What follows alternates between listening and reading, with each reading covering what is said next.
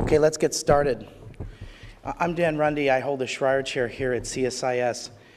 It's great. We're going to be having a conversation about economic impacts of globalization and technological disruption.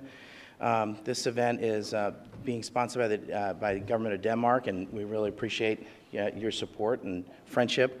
I want to thank the Simon Chair and Stephanie Siegel for inviting me to speak. Thank you very much. This is the Simon Chair's event, and I want to just say a few remarks. The first is I wanted to say how important our relationship is with Denmark and what a great friend Denmark is to the United States. Thank you very much. And they've been willing to shoulder all sorts of burdens, and they punch above their weight, and we're lucky as the United States have friends, and we're also grateful here at CSIS to have Denmark as such a great partner. So, and we had the tech ambassador. Denmark has a tech ambassador, and he was here yesterday, and we had the Minister of Development here yesterday, so this feels like Danish week here at CSIS, so thank you very much. So Denmark understands the challenges of the changing challenges and opportunities of technology, and I think that's one of the reasons why we wanted to have this conversation, and that we shouldn't just look at these changes as threats, but as opportunities, and they're challenges here, but they're also their challenges and opportunities here, and their challenges and opportunities in the developing world. And also, not all the disruptions that we're going to face in the world are technological. There's all sorts of radical changes in demography. There's a youth bulge in parts of Africa and the Middle East, and then other parts of the world, they're facing global aging. So there's going to be all sorts of other sorts of disruptions that aren't related to the fourth industrial revolution. And then the other thing is, I think some of the changes that we're going to see that are real and are coming may take a little longer or may be shaped in different ways by politics or the regulatory environment. I mean, we've seen this just in the last 3 or 4 months that whether it's the gig economy or data or driverless cars, that regulatory and political snags are going to perhaps change the trajectory of those phenomena. So I think a lot of that will be unpacked in this conversation. The other thing is, I think it's interesting, is that some of the disruptive technologies may mean different things in the developed world and in the developing world. In India, where you have 90% of jobs are in the informal sector, what does that mean for the gig economy, or what does it mean for a country like the United States or Denmark? So we need to anticipate and think about these kinds of changes, and I know this panel will help do that. We've been doing a lot of work at CSIS about the impacts of the fourth industrial revolution in developing countries, and we'll be producing some work over the next several months on that. We're also going to have a task force on workforce development in developing countries, and we're going to be starting that in May. And that's all also been done in partnership with the Danes. So it's very exciting, and this is an exciting time to be here at CSIS. I want to just recognize some of the speakers here. We have some really interesting folks. We have Bruce Reed, who's a co-chair of the Future of Work Initiative at the Aspen Institute, had a very illustrious career in public service. Susan Lund, who's a partner at McKinsey and runs the McKinsey Global Institute and has written some of the most important work on many of the disruptive technologies that are out there. And my really good friend, Wayne Holden, who's the president and CEO of RTI, and grateful to RTI and for you, Wayne, for being here. And RTI has been such a great partner to us at CSIS, and we've made some really incredible work together on innovation-led economic growth, and so pleased you're here. Also, it feels like it's Wayne Holden week because you were here with us yesterday as well, so thanks. Then finally, we have the Minister of Finance of Denmark. Thank you so much for being here, and it's very exciting. And so, Stephanie, I'm just going to turn the floor over to you, and I'll leave it to you. Thanks.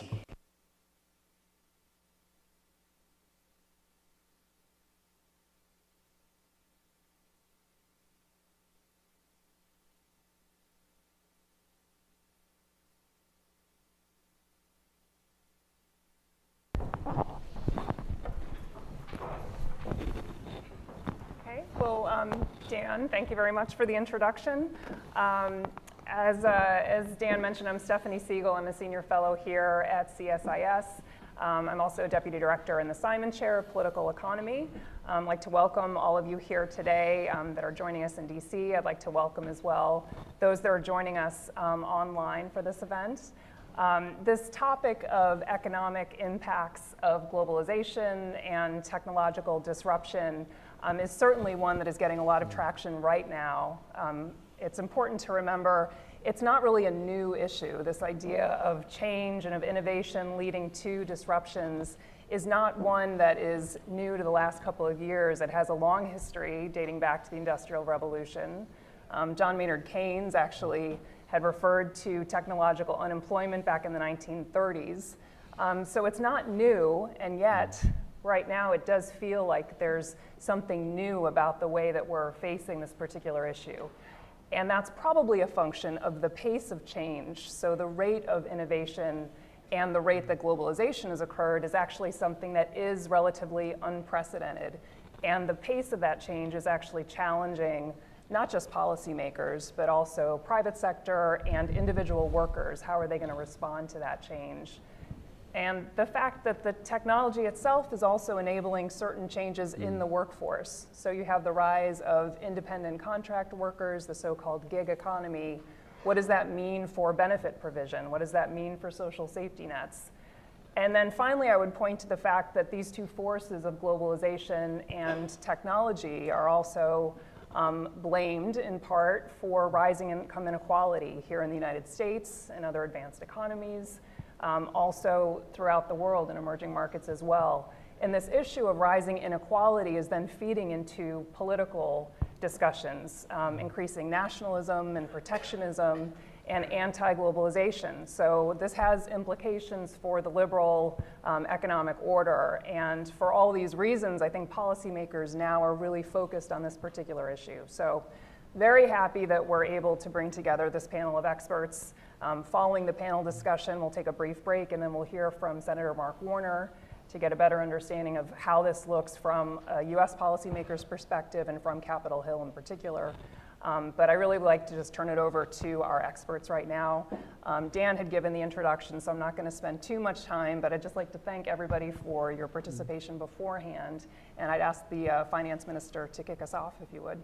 Well, thank you, Stephanie. I'd like to do that. And thank you for giving us this opportunity to exchange views on globalization.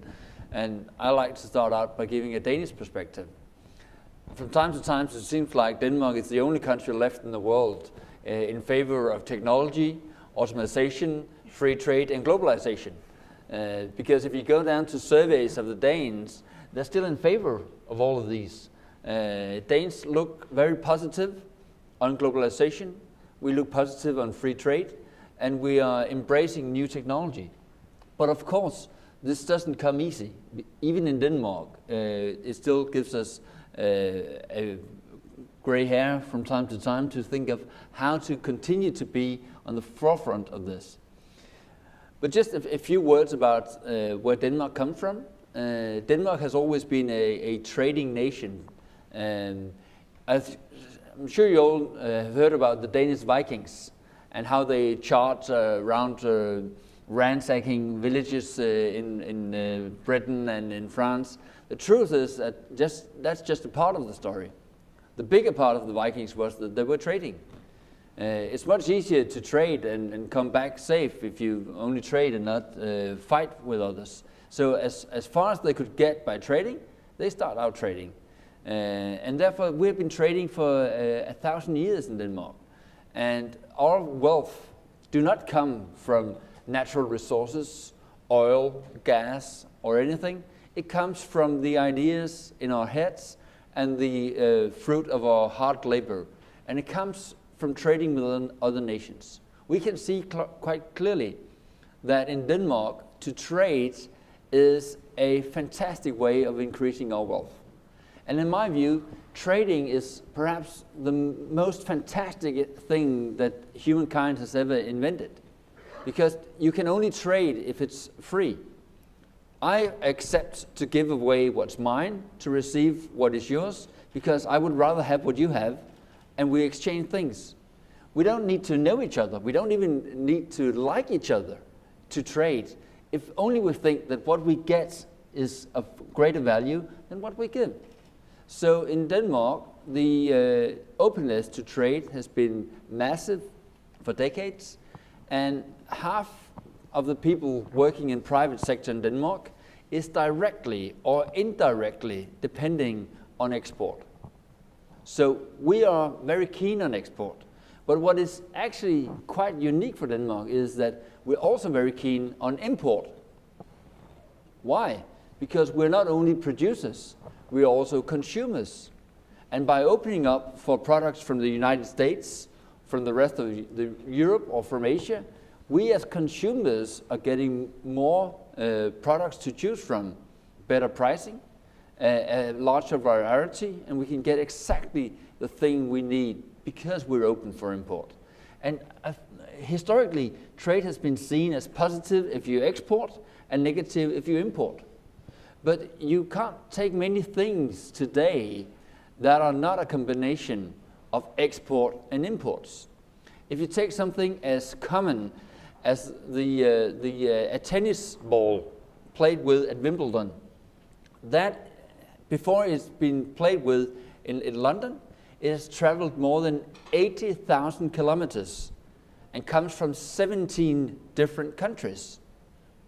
The wool, the rubber, the production, the packing, it's global in its setting. And it's as simple as a tennis ball. Try to think of something even more complicated and you can just add up to many, many more things. So has this just been easy in Denmark? Well, not really, not always, because we're also facing technology. We have had decades of Danish companies traveling abroad, and manufacturing jobs in Denmark has gone away over the last 30 years. What we have tried to do is to say, if manufacturing is going away, what should we do then? We should raise our skills. We should be better at doing service, design, production planning, so that we can continue to be on the forefront. We have refused to compete on low salary. We have refused to compete on low salary. We have decided to compete on skills. And that's why in Denmark we have had what you could call a lifelong learning, so that on the workforce, the companies and the government are working together to increase skills. If you're out of a job in Denmark, one of the most important things is to see, are your skills updated, or can we do something to help bring you on to the next job? If I could just take my own history, I went out of business college in the early 90s, and I still remember the happy face of my mother when I come home and said, I got a job in a bank. And she said, oh, in a bank, that's fantastic. That's a sure thing. You can stay there till you retire. That was in 93. And later in 91. And in 92, there was a currency crisis in the Scandinavian country. And the banks start to lay off people. The security my mother dreamed of did not last a year. So the security for me is not in a desk or in a title. It is in my head and my hands. It is in my skills. And if we continue to get stuck on the job that we had and the world is changing, we will lose our jobs. If our skills are being upgraded and is in our smart hands and our clever minds, we'll have the chance to move on to the next job. 25% of jobs in Denmark are being shifted out every year. 25% of the workforce is rotating to another job and is bringing on new skills to the next level. And still, even though we have had this, you could say, good tradition, we're right now being a bit worried about what's going to happen, because we can see the trend that technology is changing even faster. AI is going to be a huge disruptive factor. The way that innovation is taking up speed right now. So we have tried to say, what can we do? And actually formed a disruption council where we bring academia, trade union, business people, and government together to discuss for now more than a year, what is our approach? What should we do? What is changing us? And knowing that none of us can do this alone. The academia can come up with ideas, but they can't put them through. The government can do some, but not if we're working without business. The business can do a bit, but we need the trade unions to think positive in this direction. So we're actually spending a full 2-day seminar every month discussing what should Denmark do about the disruption we're seeing right now. What should be our approach? And I think that this is why we continue to be a nation that is looking positive on globalization, because we know that we need to fix things together. And being a nation like Denmark, having the history we have, we are able to work together. We're able to do this cross-border. A lot of the people in that Disruption Council is politically totally disagreeing with me. But they see the same fear and they see the same challenges. And they know that we can only overcome this being a small nation if we're working together. So we try to do that. Okay. Thank you very much for the comments. You touched on a couple of things that I think we'd like to come back to, but one, just the characterization of trade and a zero-sum view on trade versus a value-added view of trade, and the nature of globalization, that it's really difficult, if not impossible, to think of things just in a purely bilateral way, and that actually shapes how you think about the issue of trade. Also, the points that you made on skills training and just the broader value of preparing from a policy perspective, preparing for a future that you don't actually know. So I'd love to come back to the approach with the Disruption Council. But speaking of a future that we don't actually know, Dr. Lund is one of the lead authors of a report from McKinsey that many of you are probably familiar with already, that actually tries to look at what the future global economy is going to look like 15, 30 years from now. So if you could illuminate us, that would be great. Well, thank you. It's an honor to be here and among such distinguished panelists. So yes, technology is changing both how we work and how we trade with each other. And we're talking today at a moment where there's a lot of public fear on both fronts. That globalization, particularly sitting here in the United States, that globalization, in fact, is not good for us, that these advantages are not good for workers. So we've done some work looking at both of these fronts. And I think there are a couple key messages that I think are important for us to remember. First is that, okay, that we see huge advances in smart automation, robotics, and artificial intelligence. And this is real. This is not just a hype. There have been advances in data collection, in data storage, and in mathematical advances in algorithms that have suddenly given new life to artificial intelligence. You all know this is an old concept. People started talking about artificial intelligence back in the 60s. And it's gone through phases of progress and then slow down and then progress. And we're in this phase of huge progress, and it's real. And it has some very positive benefits. Right now, we're sitting in the United States after a decade of very low productivity growth. Well, productivity growth is the key to rising living standards and a growing economy. We need more, the new innovations in automation, robotics can actually help lift productivity growth. This is going to be good broadly for the economy, and it's going to drive the next wave of prosperity. At a more micro level, we see advances in these machines that can do amazing things. So for instance, there are now AI algorithms that can diagnose various cancers much more accurately than a human being can. So there are real positive things. We firmly believe that these technologies are good for society, they're good for the economy, but that's not to say that there's not going to be disruption ahead. So I'll talk first about the workforce. We did a very granular study of what are all the activities that people do within their occupation, and what can machines do of all those activities.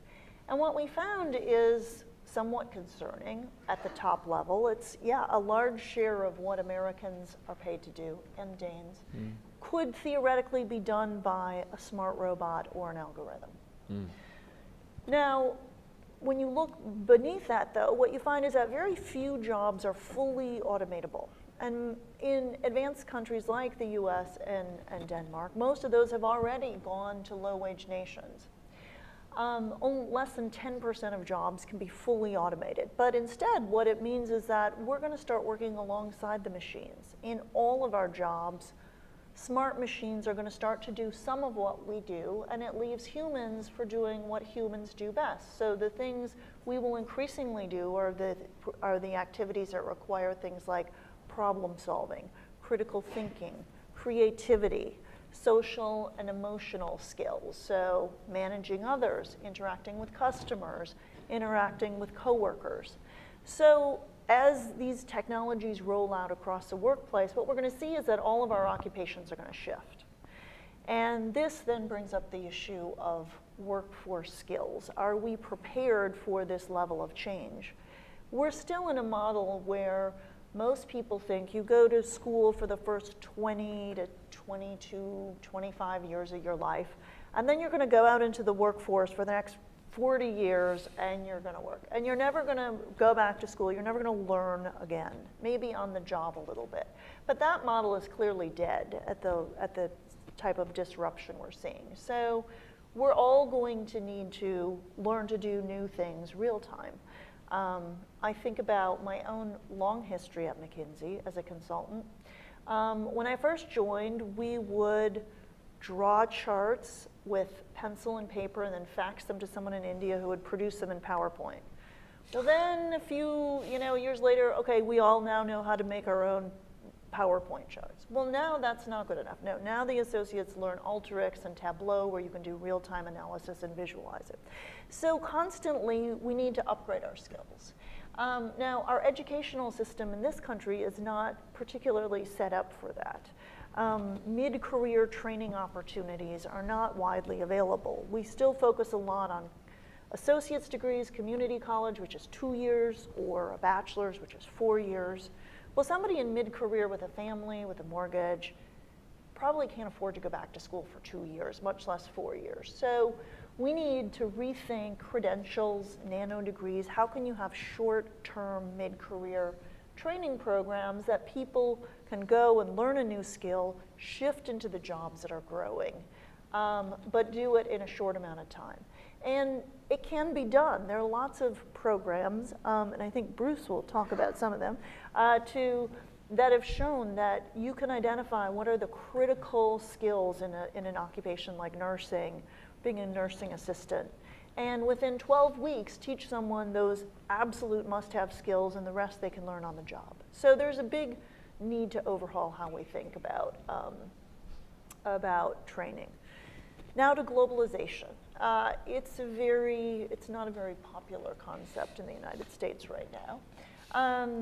But I think that technology is reshaping globalization. So the first thing that technology did, the reduction in communication costs and transportation costs, gave us this great wave of the creation of what we call global value chains. So a product has components from countries all over the world. And all of this is enabled because companies can get in touch with suppliers via email, via the internet, and make orders and track where things are going. And so technology gave us this great burst of globalization of production over the last 25 years. But that has largely played out. When you look at the figures on the amount of goods that are traded each year, it's increasing, but it's not increasing as fast as the size of the global economy. And that's in stark contrast to what we saw over the last 25 years, where trade was growing very rapidly. So does that mean globalization is dead? It's like, no. I think that global value chains are shifting, and technology may hold opportunity for more production to be done in Denmark, in the United States. Because manufacturing in particular is so roboticized, labor costs aren't as important for many, many types of manufactured goods. So then the decision on where to produce comes down to things like infrastructure and workforce skills and energy costs. And so this is ongoing new research we're looking at, but I think that there's an opportunity that this new technological era will in fact reshape where manufacturing is done. Now, does that mean it's going to create the same number of jobs as before? No. But the jobs that are there are higher skilled, they're higher paid, so it's still an economic engine, and countries should embrace this.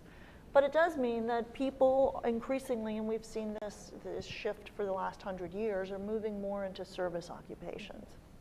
So all of this is to say is, yes, there's a lot of change. Should we adapt to it and rethink our labor market policies, our trade policies to reflect the new era? Yes, absolutely. And there's a lot to be done. But should we fear it and think that this is the end of prosperity? Absolutely not. If anything, we should be really excited about the advances we're seeing that have a lot of potential.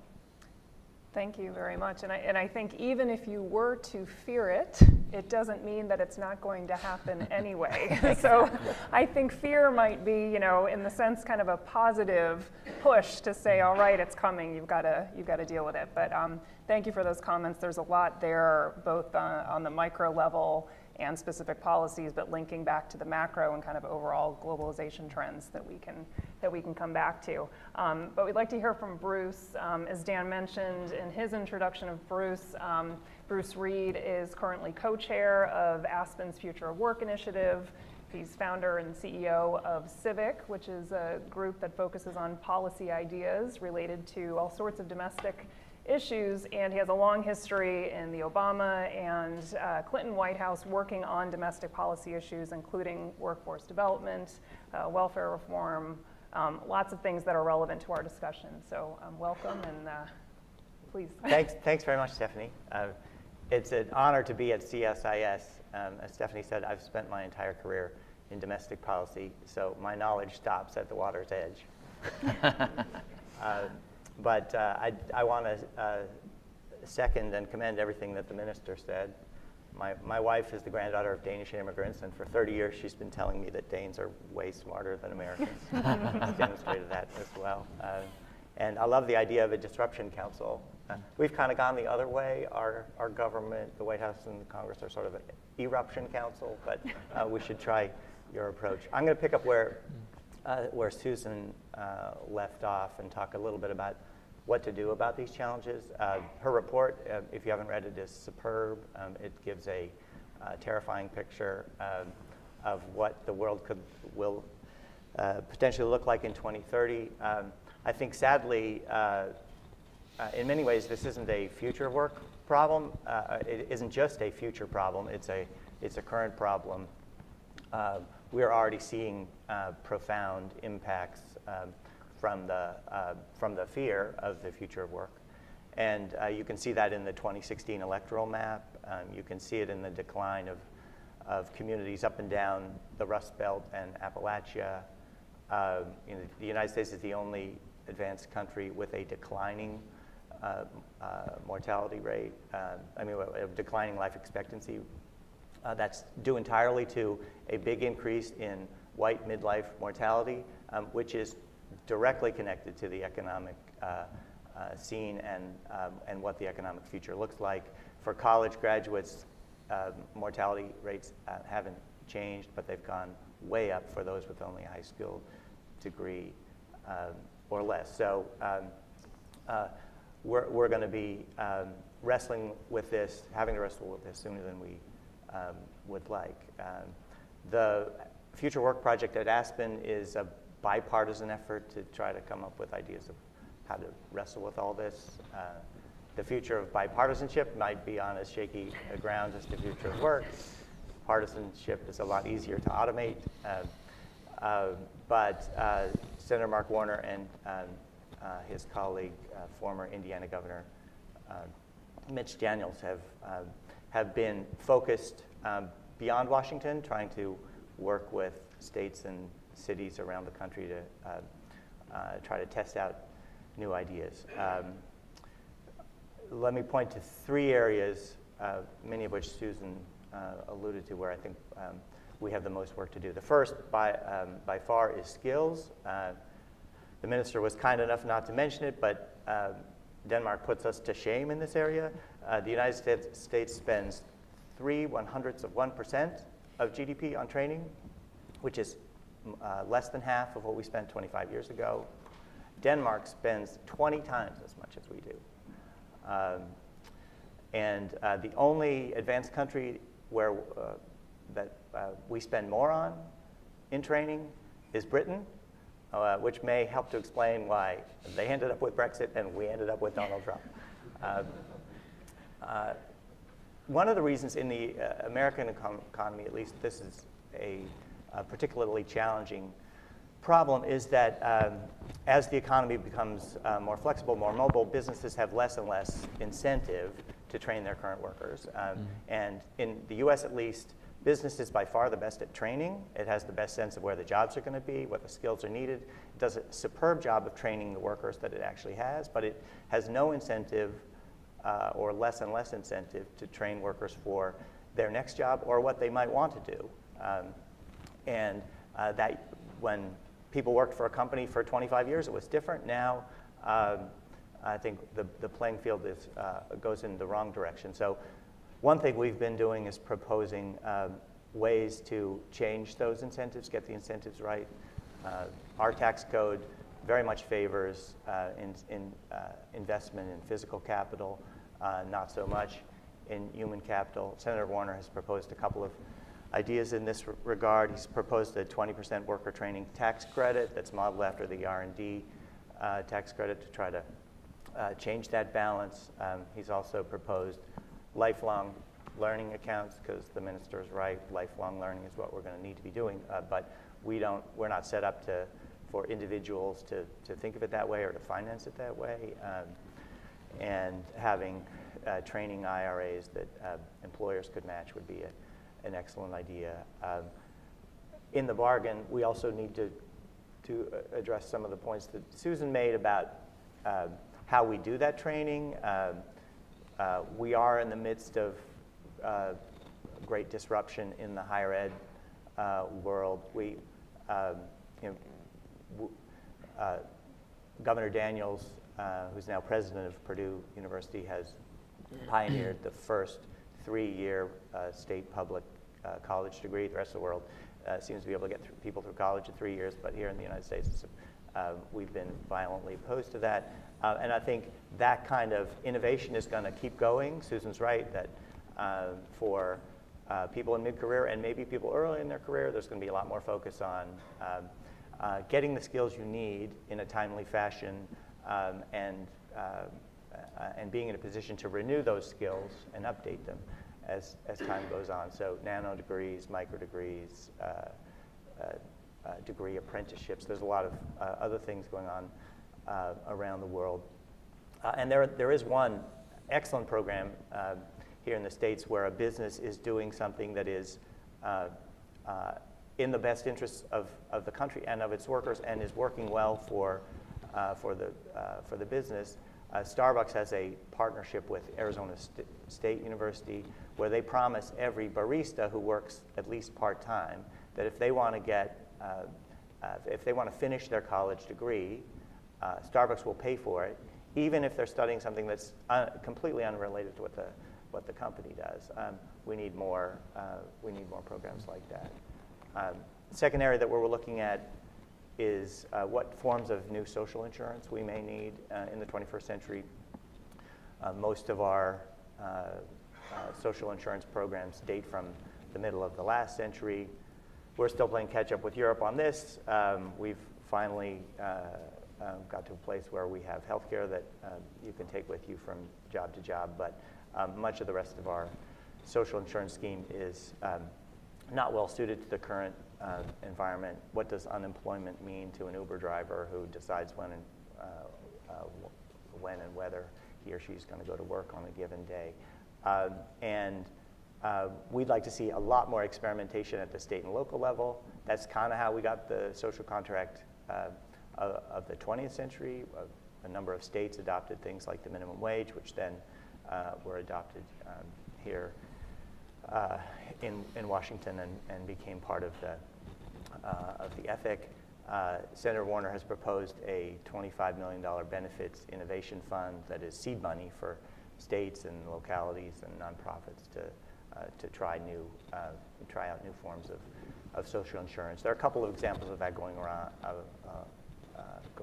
around the country. New York City has something called the Black Car Fund, which covers the taxi and ride-sharing business, and it helps make sure that that those workers have workers' comp, which they wouldn't otherwise. But we need a lot more experimentation in this regard. And then I think the third and most challenging long-term area is around work. Susan's right, there'll still be a lot of jobs, but if you look at the McKinsey report, the potential disruption, displacement of the American workforce by 2030 it could be as much as 38 million. And U.S. manufacturing, which has been an issue that has roiled American politics for the last 40 years, including in the last election. The entire decline in American manufacturing jobs from its peak to its current spot is 7 million. It went from 19 to 12. So if you think we've gone through, we've had that kind of backlash when we lost 7 million jobs, imagine what's going to happen if 38 million households are turned upside down. And I think one thing that is important for us to keep in mind is how much bigger this problem is than the income gap. That, you know, if you look at what's happening in the Rust Belt today, entire communities are coming apart in the seams because people don't have something to do every day. And we're able to close the income gap. We provide disability insurance. We have a lot of schemes that make it so that people aren't starving. But the one thing that humans need is a purpose, something to do during the day. And there's a lot of dignity that's caught up in work that doesn't take well to massive displacement. So I think there are a couple of areas that are going to be the front lines of that battle. Retail is one, as Susan suggested. I think another big one where we should be spending a lot of time trying to get it right is with the trucking industry. Truck driving is the single largest profession in 2/3 of the states in the U.S. There are 3 million truckers and another million associated with the trucking business. The writing is on the wall for that profession. It's not going to be around come 2030. There's an enormous financial incentive for the trucking industry, which is a big $200 billion business, to accelerate that transition. And we need to figure out a way that as it does so, the country and the industry think about what's going to happen to those 3 million truckers and trucking is not a job that anybody's going to cry any tears over losing. It's a very difficult, unenviable job to do, but it is perhaps the biggest single middle-class job for high school educated workers in America, and it's going to have a profound impact from one side of the country to the other. So that's a lot of work to do for a government that's not functioning at the moment. It's all stuff that we could fix with sensible policies, but that may be the root of our problem. Anyone can invent a driverless car. It took America to invent a driverless nation. Tweetable quote there. I think for sure kind of the focus on what can be done at state and local levels, and also looking at what private sector participants can do is something that we need to think about, can discuss it a little bit more here, but not just a whole of government, but kind of whole of economy approach is really what's needed. Dr. Holden, Wayne Holden is head of CEO of RTI International, which is based in Research Triangle Park in North Carolina, a hotbed of innovation. But your work is interesting because you focus largely on advising emerging market economies on how to have an innovation-led economy. So interested to hear your perspective and how these set of issues look from the emerging market perspective. Please. So one of the problems with being last is you have constrained time. But one of the advantages of being last, you listen to everybody else. So you can kind of go, yeah, I agree. Check off this, and this. So I'm actually going to throw in something first that's a little bit different, but I think very relevant to this, and I think gets lost in the details sometime, and that's the importance of research and development, okay? This gadget that we all have that controls our lives didn't just appear because of one person in the world. Decades worth of work by different research teams, doing different things, creating different aspects of this, making all this happen, making all this work and driving it forward. And we need to remember that we often get caught up in the applications of technology, but we have to think about how technology gets created. And research and development and technology and new technologies are what drive economic growth. And if we don't have that underlying investment in research and development, that's not going to happen across time. And part of the concern that I have in the US is that if you see what the investment's been as a percentage of GDP, across time, we've had a decades-long decline in that investment by the government across time. And I think that's a global issue that needs to be addressed. One of the concerns at this point in time, and it depends on where you stand in the spectrum of whether this is good or bad, but is the investments being made in quantum computing. Quantum computing is the next computing revolution that's going to increase the ability of computers to do things at hundreds of times their capacity currently. Right now, China has very clear objectives, and China is out-investing everybody. It's out-investing the United States 10 to 20-fold with respect to these things. So the issue becomes whoever has that breakthrough, and whatever happens with respect to quantum computing as we move forward, it's going to drive the continuing evolution of this. And we need to be able to invest in the R&D capacity to participate in that.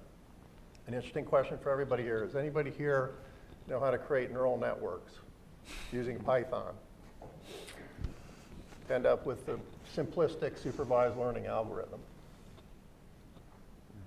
Now, but those are the things that are happening today that are going to continue to evolve into the future, and that we're all going to have to get a little more cognizant with.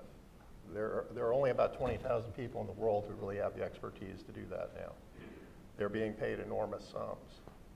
But I would argue that they're very important, and finding out where those people are and understanding how they interact with each other and understanding how all this plays out on a public basis as well as a private basis is really critical to the continuing evolution of technology. Now I'll flip to the innovation-led economic group. And I want to thank CSIS. We've had a partnership in this for a couple of years. We've been working on the issues of what's happening in emerging marketplaces. So obviously emerging countries and emerging economies have gotten very interested in this because they clearly understand that technology and innovation is what drives economic growth. There are now 50 or 60 different countries around the world that have a national policy on innovation. Many of those have a cabinet level position that it just addresses the issue of innovation and trying to drive innovation into the economy. So those emerging economies are at the point of recognition. They're at the point of hiring consultants to come in to help them to craft a plan. The problems, though, are with implementation and really facilitating change and helping an emerging economy to understand the complexities associated with really driving innovation into the processes in that particular context and be able to link that to economic growth, which is a multi-sector issue. You have to deal with it across sectors. And you have to deal with it in a scenario where governments can be much less stable. You have to deal with it in a scenario where there are entrenched interests that may be keeping government less stable. And there are bad actors and good actors. And how are you going to be able to go into a context, grab the stakeholders together, and figure out how to implement and drive that change for a period of time, a significant period of time, in order to be able to help that economy.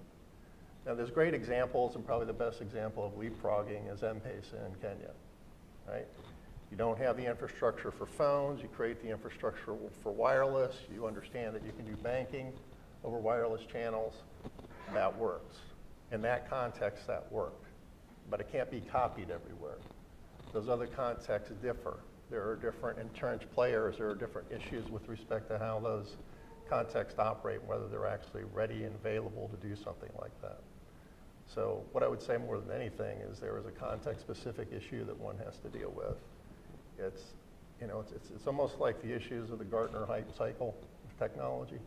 It's very easy to understand there's something there. It's very easy to understand it's new, it's bright. It has implications for the future. And people grab it a little too early before it's really matured and they really understand all the different components of it. I would argue that if you look at artificial intelligence and you look at what media has done with artificial intelligence over the last several years, they've created initially a very simplistic, and it's easy when you have the two letters AI for everybody to grab onto that, a very simplistic label for people to react to.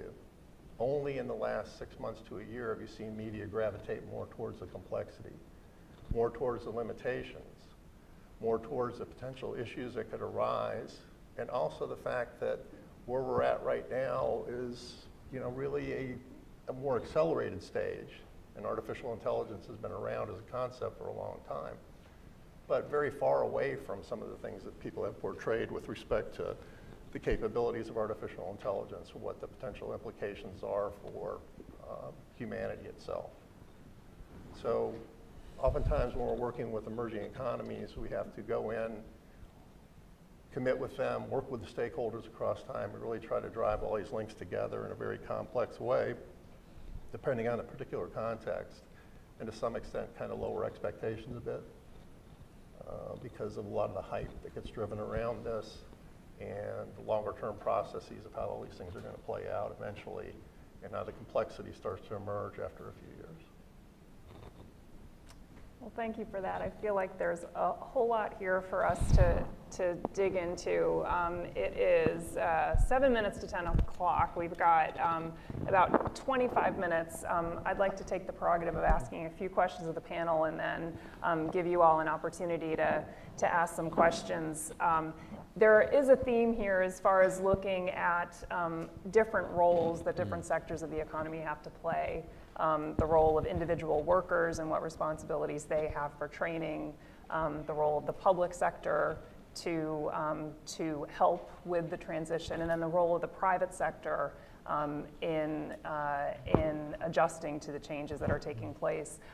If I could put you on the spot maybe a little bit in talking about how the Disruption Council approaches this issue and how it interacts with these different players. Is there a certain expectation of these different players, or is it a more organic thing where they're coming to you and proposing ideas?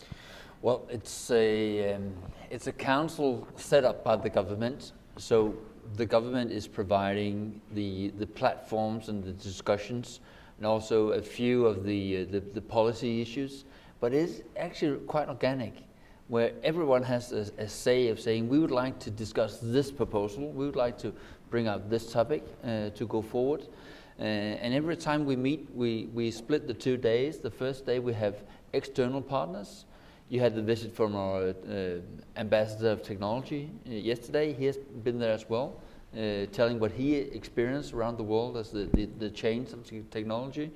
And then we have a discussion on concrete policy the next day. What should we do? What should be the part of every player to move Denmark forward? And we don't get total consensus, but we get a much better idea of where we stand and what are the solutions and bringing us forward. And of course we cannot hijack this discussion saying that now we decide, because people are there in their own individual rights, but we still shape a future for Denmark this way. One of the things that has been discussed very much in the latest years is the income inequality. Mm-hmm. I'm much more afraid about the skill inequality, because when you have skills inequality, it will lead to income inequality. and you can't bridge that skill inequality with money, unless you will continue to pay and pay and pay. I don't think anyone would like to see that. So what we are focusing on is much more the skill inequality than the income inequality. Denmark is a very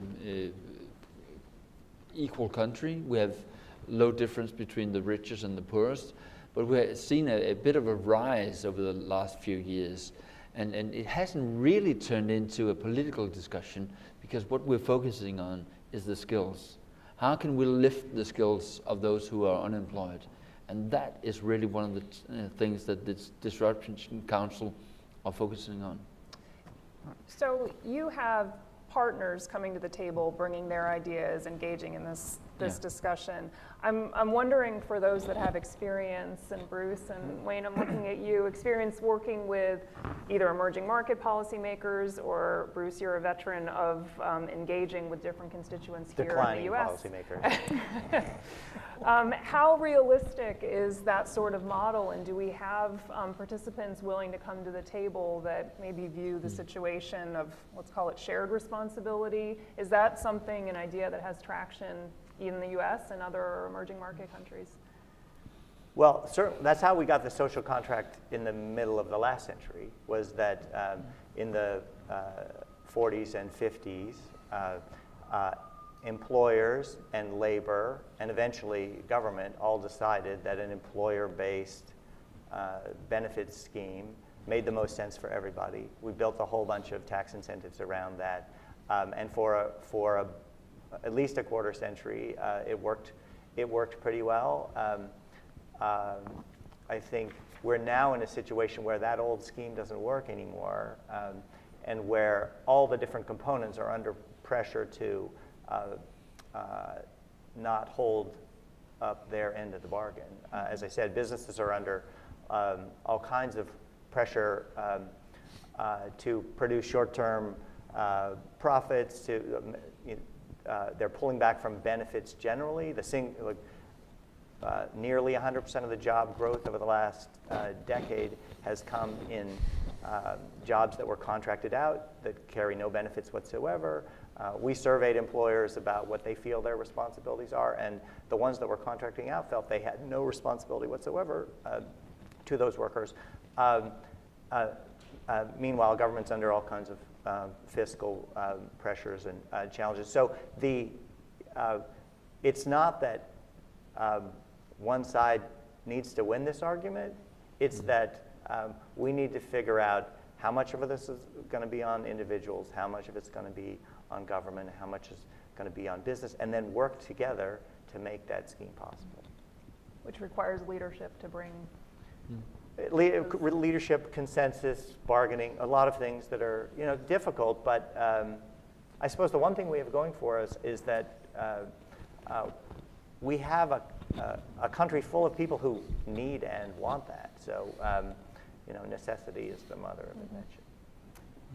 How does it look from your perspective? Well, I think shifting social contracts is a very complex process, right? And oftentimes it's you accelerate progress when there's crisis, right? And unfortunately, people tend to not respond until they get to that point. They're less proactive. Mm-hmm. So I think a more proactive approach is something that you try to encourage individuals to do. I would agree completely with your last statement. It depends on leadership, and having the appropriate leadership at the table who are going to drive the process forward, own the process, and make that part of what they are trying to accomplish as an individual or as a group of individuals. Mm-hmm. And I think that enhances the probability that you're going to get this done in a more proactive way. Otherwise, you're just waiting for the crisis to occur, the extreme situation, and it has to be fixed. Yeah. Yeah. There was one other question I did want to ask, because we're talking about this. This is coming. It is happening. There are going to be winners and losers in the process, and it's actually going to be a longer process of transition. The McKinsey report actually goes through what I've kind of termed as an active policy scenario, looking at kind of non-technology specific policies that actually would help smooth that adjustment. Could you just talk a little bit about what those policies are that actually help pave a smoother adjustment path? Yeah, I'd be happy to. And I'd also be happy to address the corporate training point. So I think that, look, maybe I'm optimistic by nature, but and it's true that if you look at the data, the amount of money that companies spend training workers has been declining. But yet, I think we are at a moment, not of crisis, but I'm hearing a very different dialogue among companies. In the US, of course, we don't have restrictions on laying off workers. So if a company chooses to automate, they don't need to decide to retrain their workforce. And yet there are companies that we could rattle, go on and on. Starbucks, Amazon providing tuition credit, AT&T with a goal of retraining half of its workforce, that's 120,000 people, to build their digital skills.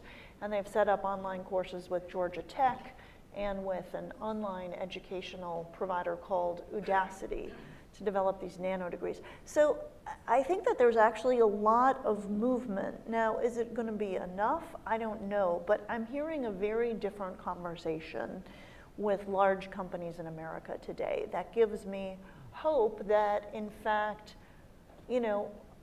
a number of them are going to step up. Walmart has its Walmart Academy to help the associates move into management positions. So there's just a lot of examples.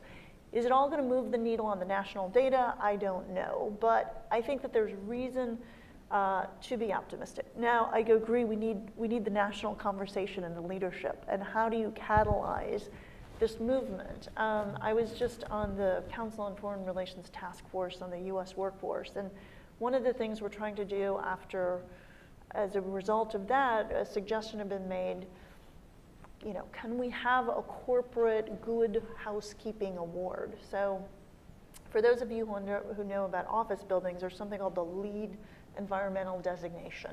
And this is a completely voluntary thing. And 15 years ago, I don't think anyone had really heard of it, but now every building you walk into, and this one I'm sure, in the lobby, you're going to see it's LEED silver or gold. And so it's building standards that had met certain environmental criteria. And there's talk about, could we do the same in the private sector? Because of the dysfunction in Washington, because of the political gridlock, there's a recognition that the private sector is probably going to play a larger role than it does in Denmark. And then I would also say at the local level, when you look at different cities and states, so the US is such a big, complicated country, but Chicago actually has I think they call it the Chicago Innovation Council. That's a combination of civic leaders and business leaders who have looked at Chicago, whose economy is fine, but it's not particularly high tech. And they said, why don't we have an emerging startup ecosystem? And they've created spaces and incentives anyway. So I think that you can look around the US and see different local communities where that leadership is emerging, and that's quite exciting. Now, what can the federal government do? Well, there's a lot, because even in the age of technology, and I think it's right to say, look, AI is this catchphrase, and part of the work that we've done is to say, well, how fast are companies adopting this? And the answer is, not very.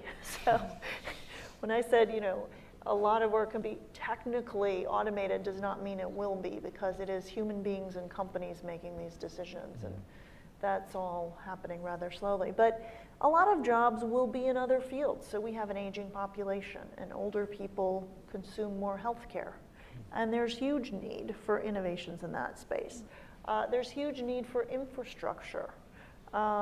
We just went through a period, 10 years of ultra low interest rates, and unfortunately did not have a big infrastructure building program. But now that rates are rising, I think the government is finally talking about, yet again, are we going to have an infrastructure package?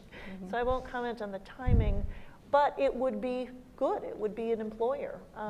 Infrastructure is not a long-term job creator. You employ a lot of people when you're building it, and then the maintenance and operation employment goes way down. But there's so much to do in terms of the basic infrastructure of this country, including, by the way, broadband. There are still a large number of Americans who don't have access to high-speed internet, which is a travesty. So I think that there is a lot that could be done, and that would support workers in this transition.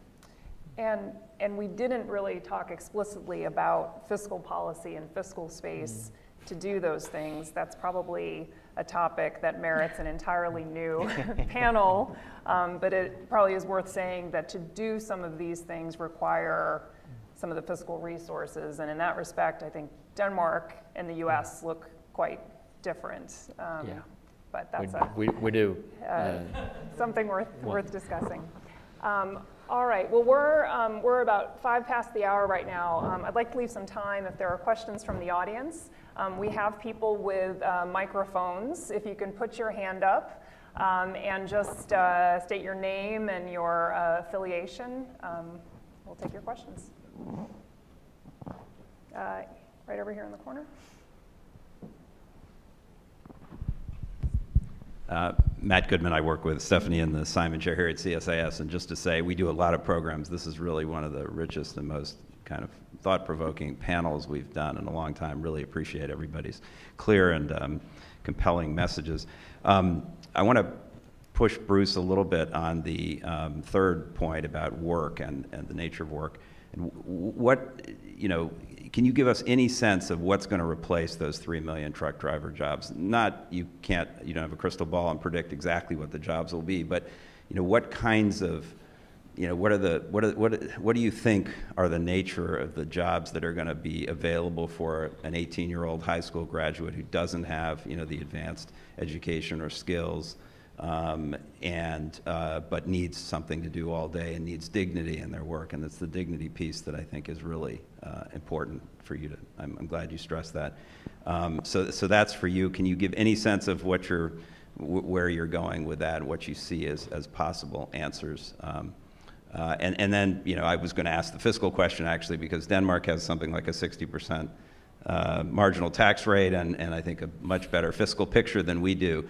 Some of this stuff feels expensive. How are we going to pay for this stuff for anybody? Well, Susan can give a more detailed picture of what kind of jobs are going to grow and what kind of jobs are going to shrink. I think in many ways it comes back to the minister's point that the challenge is making sure that we transfer enough skills to the people who are being displaced by the changes. And look, this isn't all doom and gloom. We're going to get richer as a country. We have in the aggregate, we have a very bright future, but it's going to require a fair amount of sharing, which is not something that comes naturally to us. I think I brought up truckers because it's a foreseeable problem that a responsible industry and a responsible government could see coming and do something about. There are, over the course of the next decade, any given trucker could get a nano degree in something. They could find another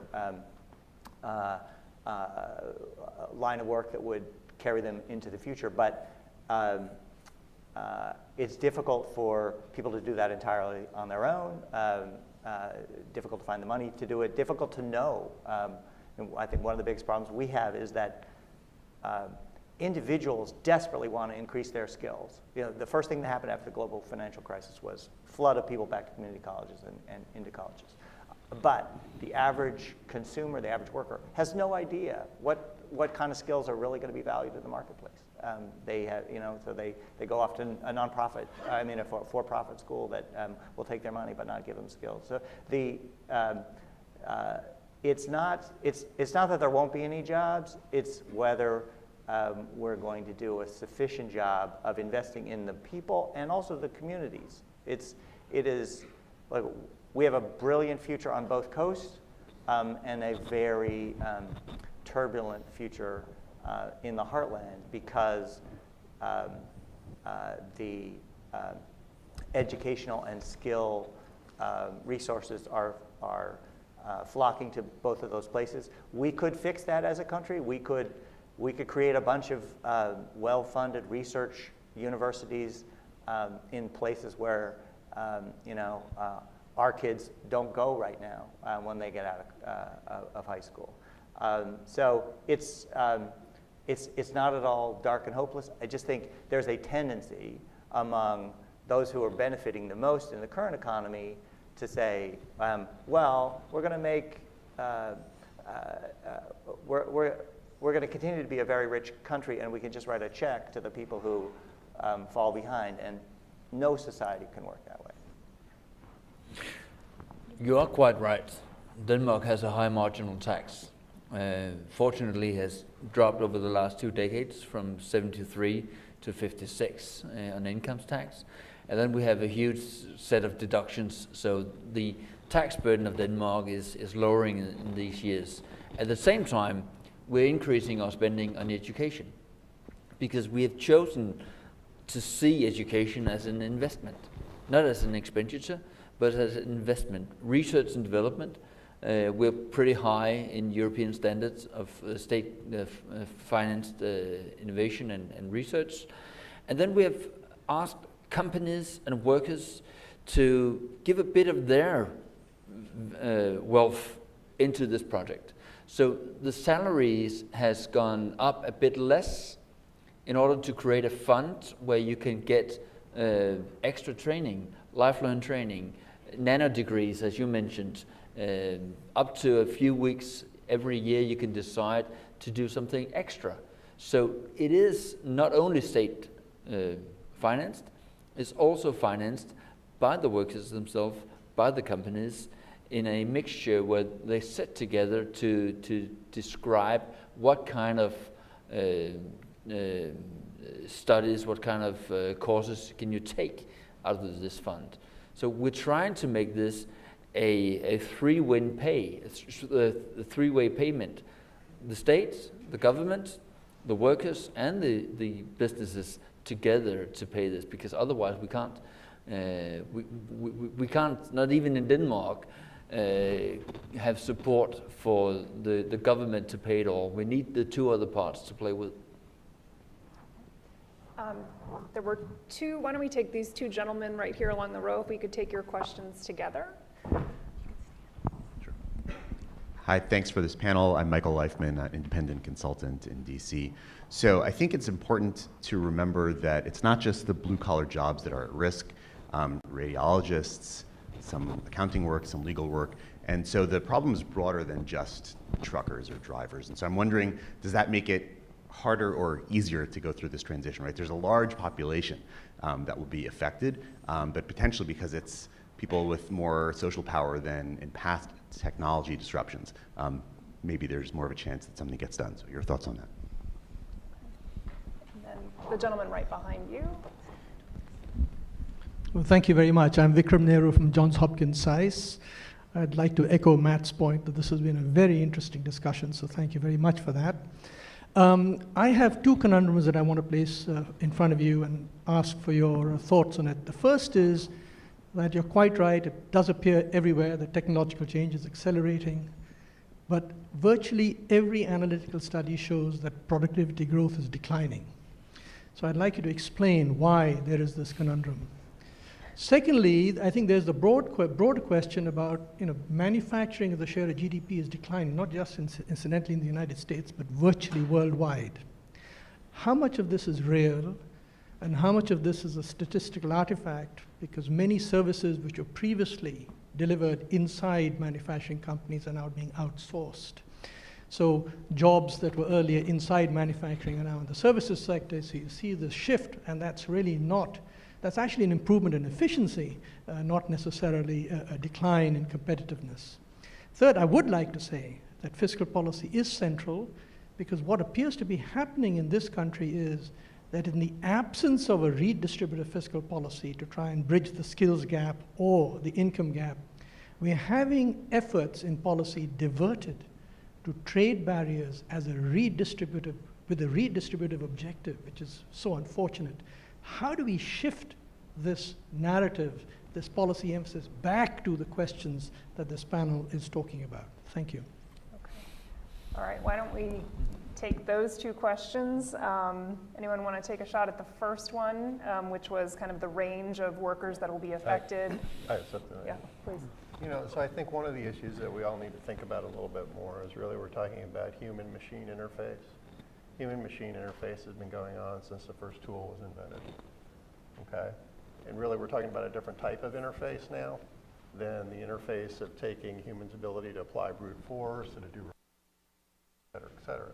And so I think we need to conceptualize it within the realm of human-machine interface and understand how that is going to evolve across time, rather than, which again, I think part of it's the media and how the media has been driving some of this issue of machines taking over the capacity of humans going forward. Okay? I think there still is. Now I'm a scientist, and I will tell you that radiologists in the United States have been trained at a very deep level. And I think independent of the, AI algorithms that are scanning images to identify things, there is significant capacity within that radiologist to interpret and make decisions about what should then happen as a result of that particular detection and that particular finding, because that machine has so much more capacity to be able to do visual matching than an individual human does. So I really think the dialogue needs to move in that direction. It has, and people have talked about, machine-human augmentation and things like that going forward, but that needs to evolve more so that we understand this in a more complex way. Yeah, I would add to that. I agree completely. That we've been talking about AI replacing radiologists for 10 years, but they're still radiologists. And in fact, one radiologist I talked to said he loves it because he's less stressed out and worried that he's missed something. So the AI is a backup to make sure he hasn't missed anything. And in our very legalistic society, that actually has other implications for medical malpractice. So it could be a benefit. But I think you're right that I'd be sugarcoating it if I didn't say the next big wave of automation, we saw it in manufacturing, it's going to be a lot of back office jobs. Somebody called it the Death of Dilbert, for those of you who are familiar with the cartoon. But all those accountants, financial reporting people, like that stuff can be automated in a big way. Now, I think that when you asked, what does this mean for them finding new work? It might be easier because, for one thing, one of the problems with manufacturing that we realized far too late is that a lot of the job loss was concentrated in these towns and small cities that depended on this one industry. So when the factory closed down, the entire economy was devastated. Skills didn't matter because the economy was dead. So then you're in a distressed community. A lot of the back office type work that can be automated is more in urban areas that have more diversified economies. So there's some hope that it's not going to be the same as the Rust Belt cities, which are truly sad, and it took way too long for all of us to recognize that there was going to be a big problem when the main employer in town pulled out. And I think it also links to the point that a lot of the people now doing those jobs do have some kind of secondary education. I'd go back to the earlier question, what is a high school graduate going to do? I wanted to jump up and say, no, you cannot only have a high school degree in a country like the United States and think you're going to do anything more than very menial work like gardening. Like, a key for everyone is that there's got to be some sort of post-secondary training and skill building. If we just add to your question about productivity and the dilemma that we're talking about investments, but we're not really seeing investment, we're not seeing productivity. I do believe that there could be a statistic glitch here, that what we have normally seen as manufacturing could be different now because of automation. Because what we're looking at is actually countries still being richer and richer, and therefore there must be productivity in this. But it's also a matter of, at least in Europe, people giving themselves more free time, more spare time, working fewer and fewer years, shorter and shorter hours. So the value that we're creating is not the same because we're spending it more on leisure time and not on work. So I'll just make one quick point. I think it will be helpful if the country as a whole sees that the working class is the canary in the coal mine for the rest of us. I think we aren't panicked enough But it's also important that our leaders channel that angst in the right direction. You can't just put tariffs on trade and tariffs on robots. If people understand what they really need to do to make it in the future, then they'll do the right thing. They will skill up, and our country will come together and do the right thing. I think but the challenge that Washington in its current form has with something like artificial intelligence is that we have no use for intelligence and we're really good at artificial. Another tweet.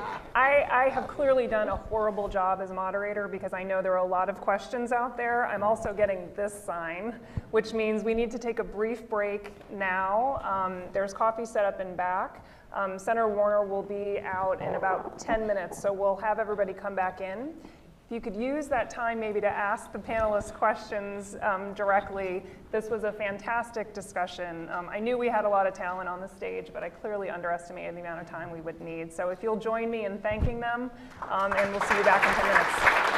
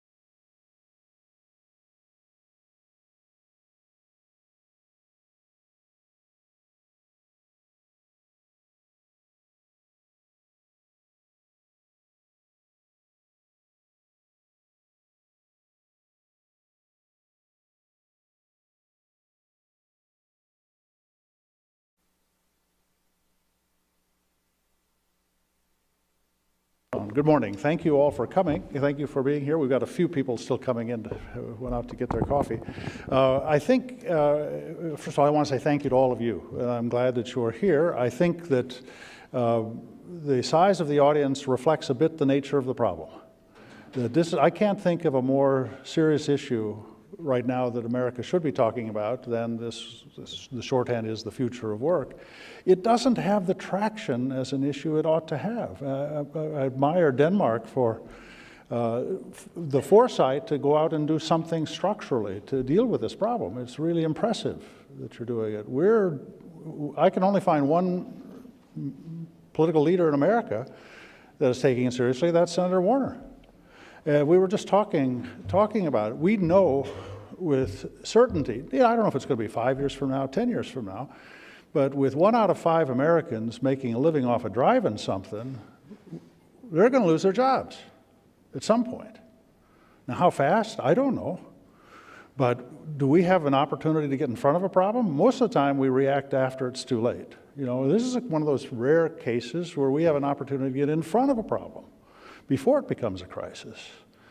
When Franklin Delano Roosevelt was elected, it was about redefining American capitalism in a way to save it as a model for governance.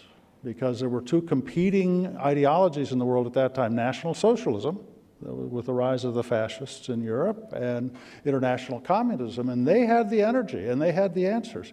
And American capitalism was on its butt because of the recession. Now, we're coming back now, but I would not say that we are energetic about our future. As a matter of fact, we're kind of ambivalent about our future. We can't get traction about our future. And so, fortunately, we do have one leader in America right now that is focusing on this, putting his personal energies behind it, he's got a lot of other things he's having to do every day too, because as you know, he's the ranking member of the Intelligence Committee, and so the entire investigation that's underway is on his lap. But he continues to devote energy to this topic. We're the ones that are failing because we're not generating the audience participation to get some traction in America about this need. So we're here to listen to you, Senator. I'm delighted that you're willing to share your time with us today.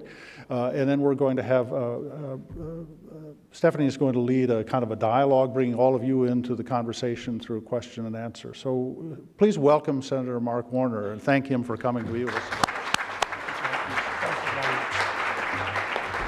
Well, thank you, John. Thank you for that introduction. Thank you for your support and for your years and years of public service in so many ways. And leadership here at CSIS is really tremendous. I just had a chance to meet the Danish Finance Minister, Mr. Jensen. Thank you for the support of this program. And in many ways, this is obviously not just an American problem. This is a worldwide problem. And candidly, while this is not politically correct for an American politician to ever acknowledge any other country doing things slightly better in a space, but I think Denmark is ahead of us in both understanding this problem, understanding where a social contract ought to look like in the 21st century, and I thank you for your willingness to be here and support this initiative. Also want to acknowledge for those of you who've already sat through the first panel, you may hear some repetition from Bruce Reed and I because we have also been working together on this issue for the last, 3.5 years. And as John mentioned, I think this is one of those problems. This is one of those issues. Everyone from right to left along the political spectrum will acknowledge it's coming. Everyone from right to left will acknowledge no matter what we do specifically on trade, globalization is going to continue. Everyone from right to left acknowledges we're going to have massive technological change. Everyone from right to left acknowledges, oh my gosh, are we prepared for this? And I think the resounding answer is no. And I would actually argue that both of our political parties are firmly caught in the 20th century. Both of our political parties are approaching this issue with a backwards look. I would argue that my party, the Democratic Party, thinks about most of this from the problem of redistribution and income inequality, both terribly important. So government should redistribute wealth, and then there's enormous income inequality, and government needs to bridge that. And some of that solution is right. The Republican Party is saying this is just a problem of markets will actually fix this, and if we could just energize individuals to work a little bit harder, and there may be certain things around markets that still, I think, need to be re-incentivized to get this right. But both of the parties are in many ways backwards looking. One towards a 1930s, 40s solution, maybe one, I'm not sure, and I say this, I know CSIS is a bipartisan, nonpartisan entity, so I'm going to make my editorial comment here. I'm not sure really what the Republican Party is now, but I would say the Trump Party, has a backwards look that is looking at, a mythological age of when it was a great life for white guys in the 50s and 60s and maybe into the 70s. But I'm not sure, again, that's where our future is headed. As John mentioned, there is, you can end up with a pretty dark spot here if you go to where the logical conclusion. John made mention of the fact of if we move to automation and driverless vehicles, we eliminate a large percentage of jobs. The stat I always like to use is that it is driving in its all shapes and forms the single largest employment item in America for men. And the notion of driving for a job is going to rapidly disappear at some point. So we can get to a point in a pretty dark area fairly quickly about whether the robots are going to take over everything. I know on our last panel, and I think she may have had to step out, but Susan Lunn from McKinsey, I think she did, I think and McKinsey did some of the best work that said by 2030, we're not going to have this disappearance of all the jobs. That may be the good news. There still will be work. But the challenge for all of us as policymakers and business leaders is the notion and nature of that work for at least 30% of the workforce. And I frankly think that's low in terms of OECD nations, first world nations. The nature of work of 30% of the existing jobs are going to fundamentally have to transform themselves. And I'm not sure any of our systems are really equipped for that. So the question I would argue with is, where do we start? And I would start with the notion that the issues that we're going to face on a going forward basis are less built upon the traditional ideological framework of liberal versus conservative, or left versus right, or for God's sake, in our country, red versus blue. Instead, the question is going to be which political party or which group of policymakers are going to be forward-leaning versus those who are going to be backwards-leaning. This is a future versus past conundrum.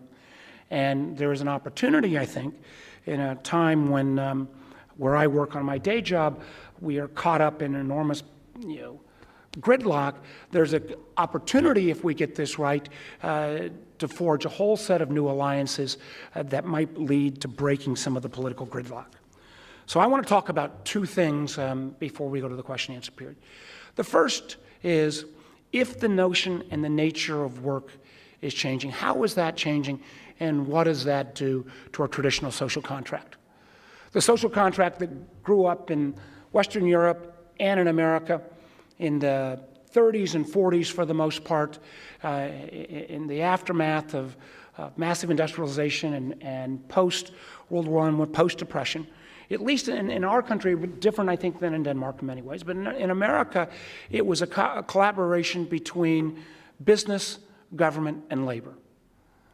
And the notion was, once you went to work, once you became a full-time employee, that with that full-time employment, came certain expectations. If you worked full-time, long-term, chances were that your company was going to provide you health care and retirement. And then there was going to be a series of a social safety net that would be provided by the government. That would be unemployment, workman's comp, disability, oftentimes regulated by the by the state government, not the federal government in our country. I know in Denmark and elsewhere, most of those obligations lie with the state. It was almost only in America where it was those benefits only came about if you received full-time employment, a W-2 employee. And for 80 years, that actually worked pretty well. You know, my dad was a Marine in World War II, got out of the war, came back, worked a couple of jobs, and then went to work for a single company and worked for that company for 40 years.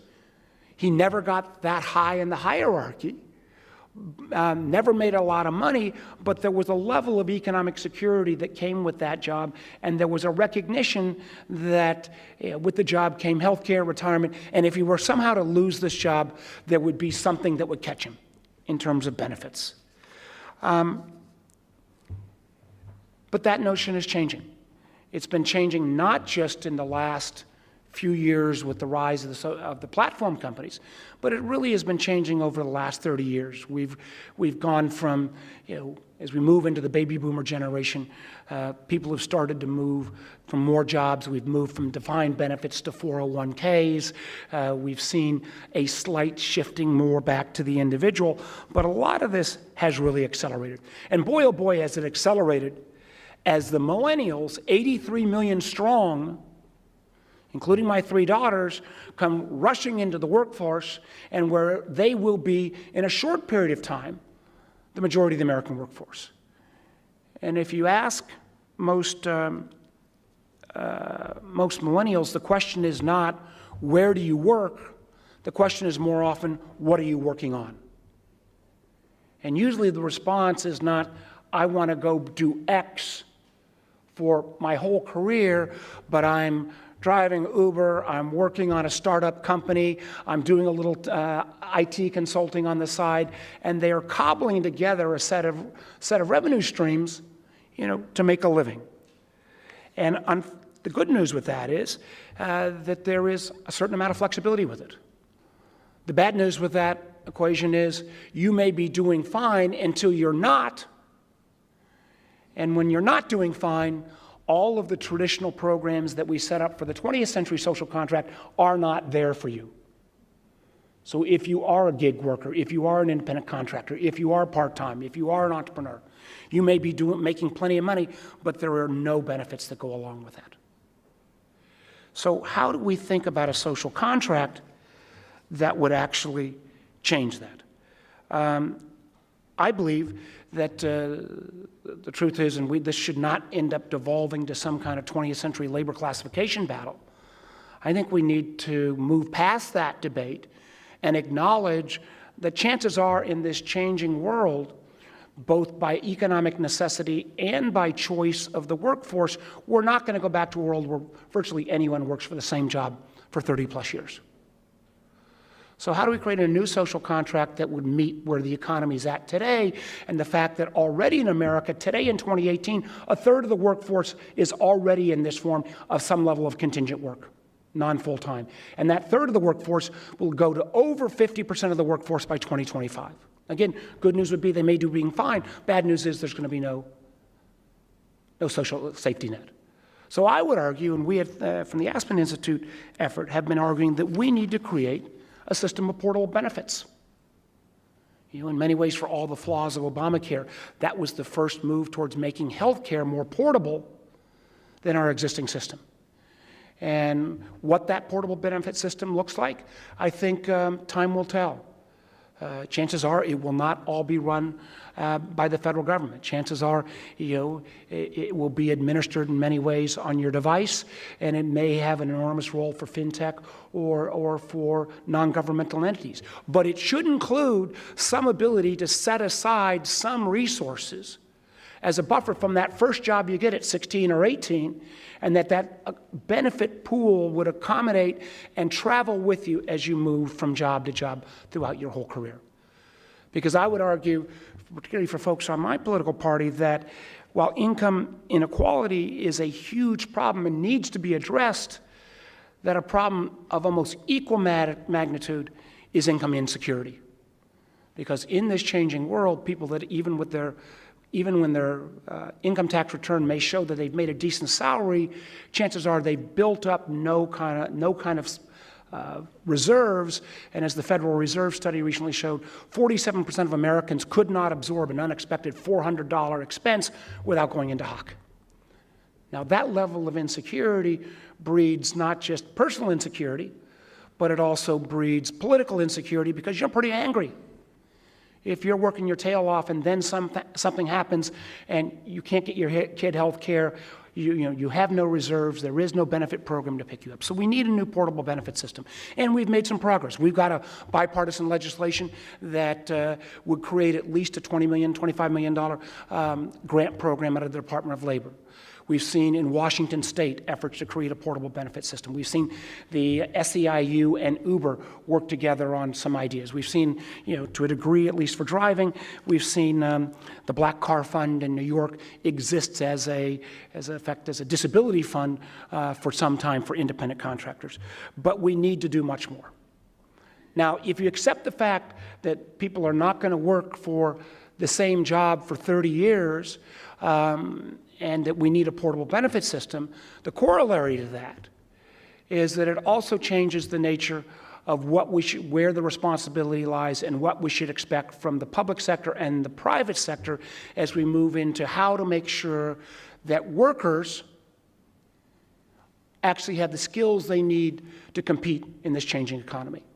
If we go back to the McKinsey report that says 30% of all jobs, and I think, again, that's low, will fundamentally change the nature of their skill requirements between now and 2030, and that over 50% of the workforce will not be in permanent work, then it is not illogical in our current economic system that businesses no longer invest in any meaningful way in workforce training and skilling.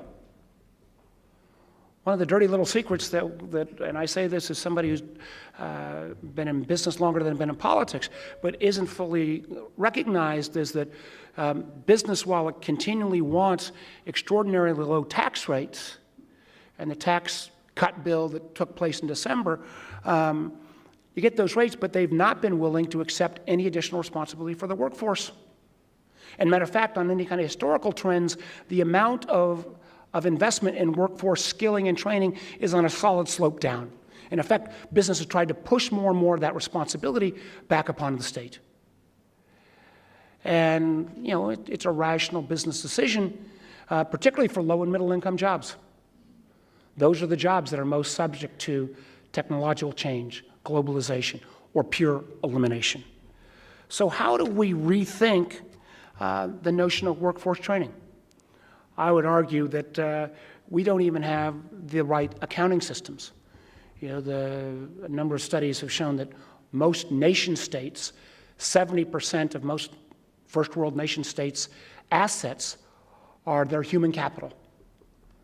Yet, at least in our American accounting system, if you look at the balance sheet of any Fortune 100 company, there is no line item for human capital.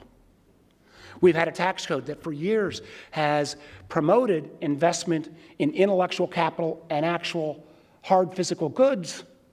And we actually have R&D tax credits. We have an accounting system that allows you, when you buy that computer, to count it as an asset and depreciate it, hold it on your balance sheet. If you spend those same dollars training up or skilling up an individual throughout their career, that's not an asset.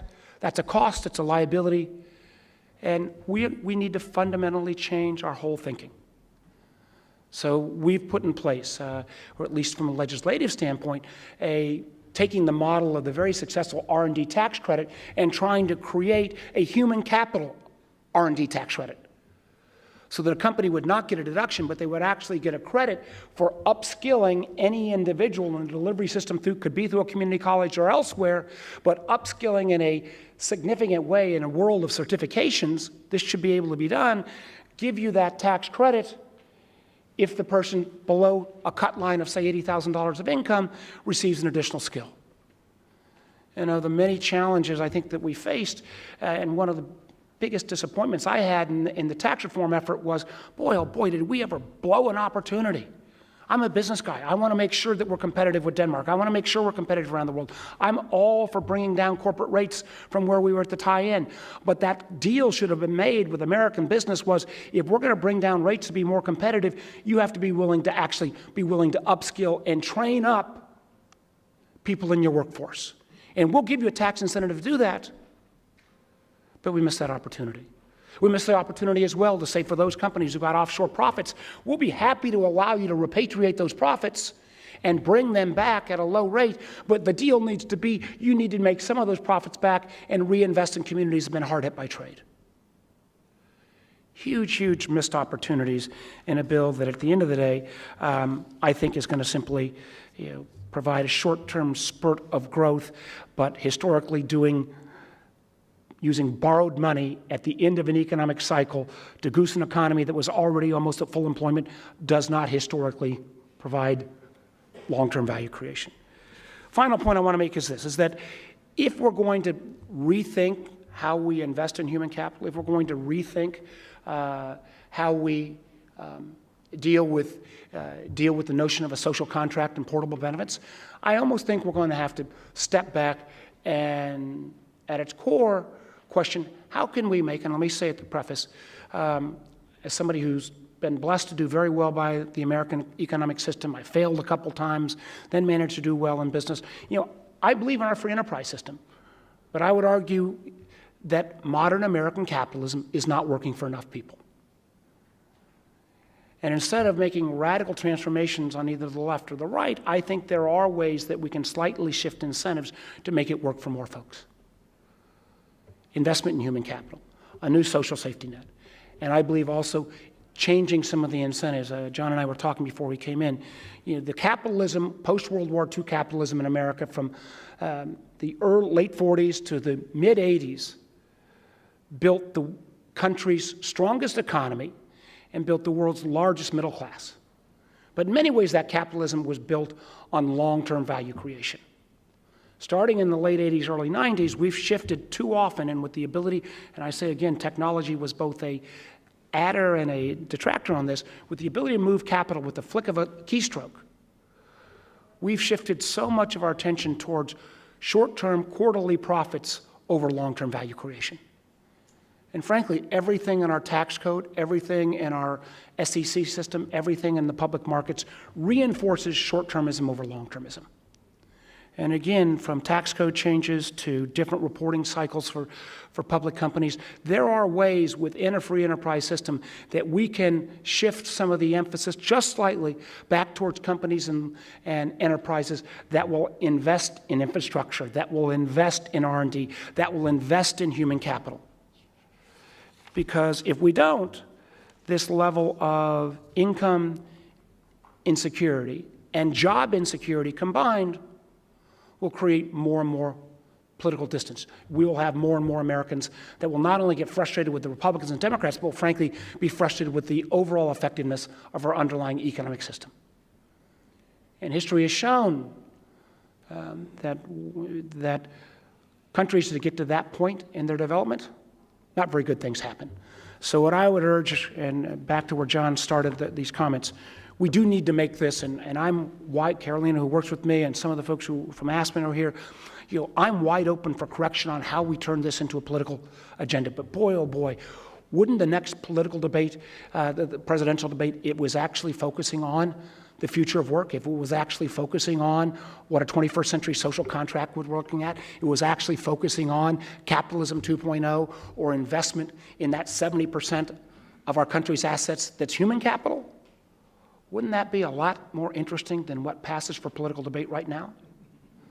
So my challenge to all of you is help us figure out a way to do this in a more potentially understandable way. And let's grow this audience from this room to a standing room only where both political parties, and whichever political party gets there first, and I think the same challenge will be in Denmark and elsewhere. In America, at least, the political party who usually seizes the day, and I argue Democrats have been slightly more successful at this than Republicans historically, but the challenge will be going forward, is that party that's forward-leaning, that party that's optimistic, that party that would reinforce what is the unique American secret sauce, which is, I think, that everybody ought to have a fair shot to have an opportunity to earn a good life, not be given, but to earn a good life. And getting this question about future of work and future of capitalism, getting the answer to that, I think will be the key to who solves that problem for the 21st century. So thank you very much, CSIS. I look forward to a conversation now. Thank you.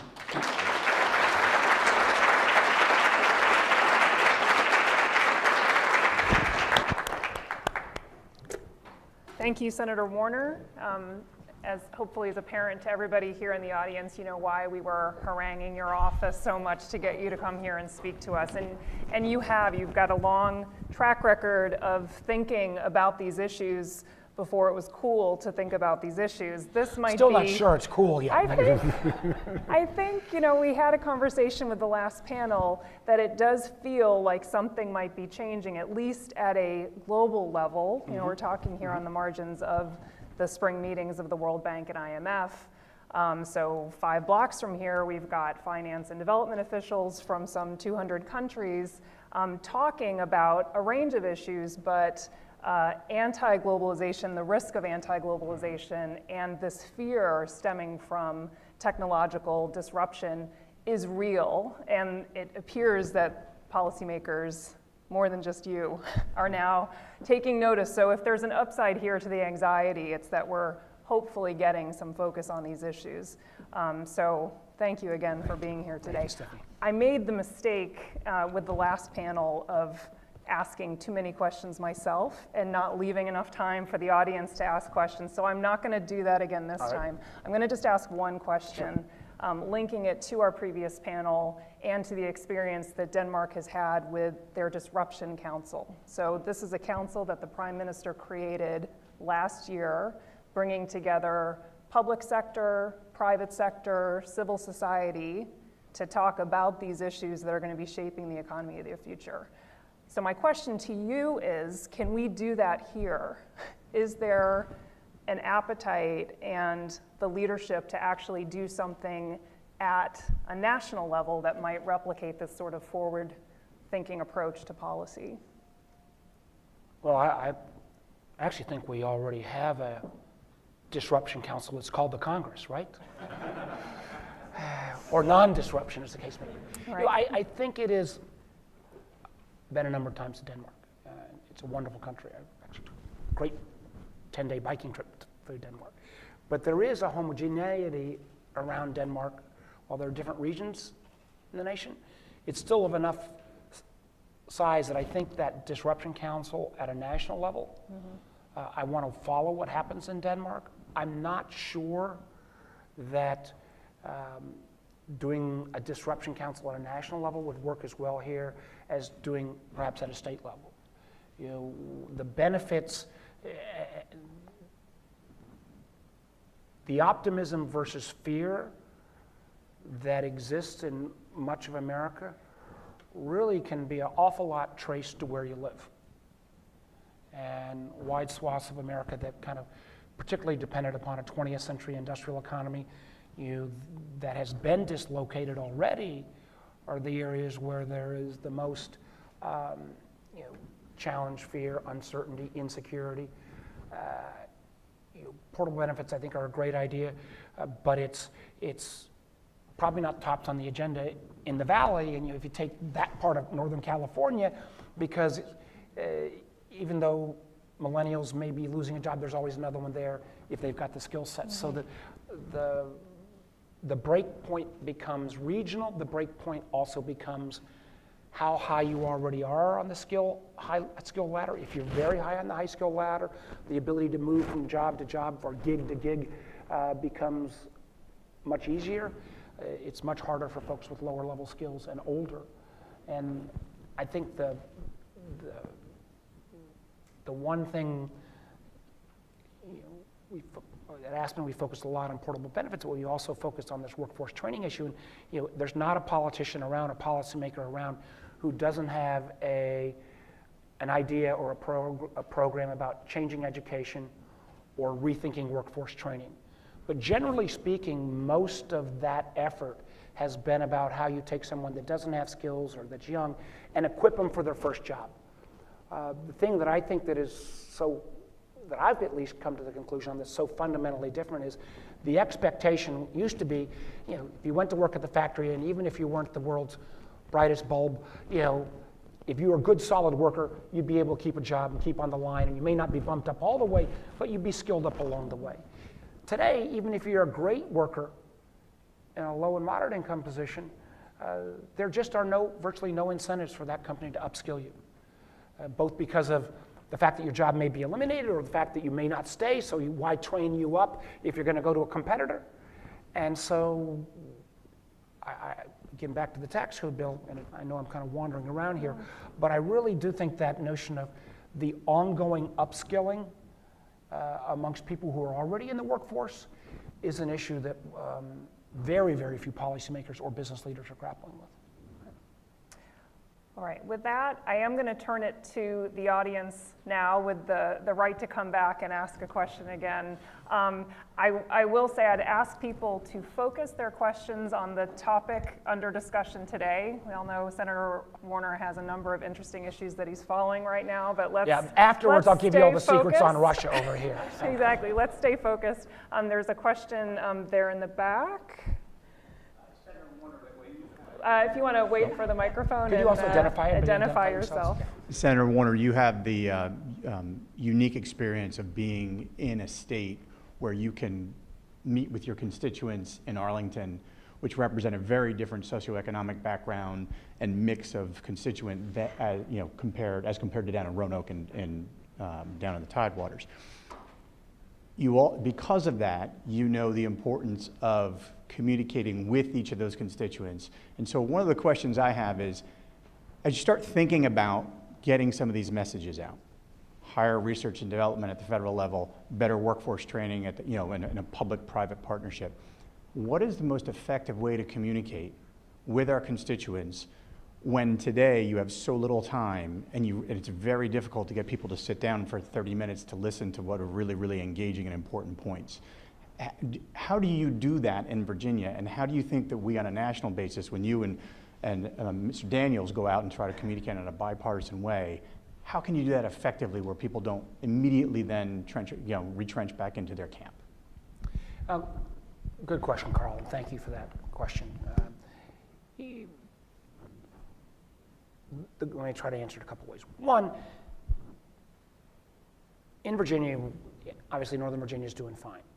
But what is fascinating around Virginia is that almost every major community, we've seen a renaissance of cities across America, and nobody would have predicted that 30 years ago.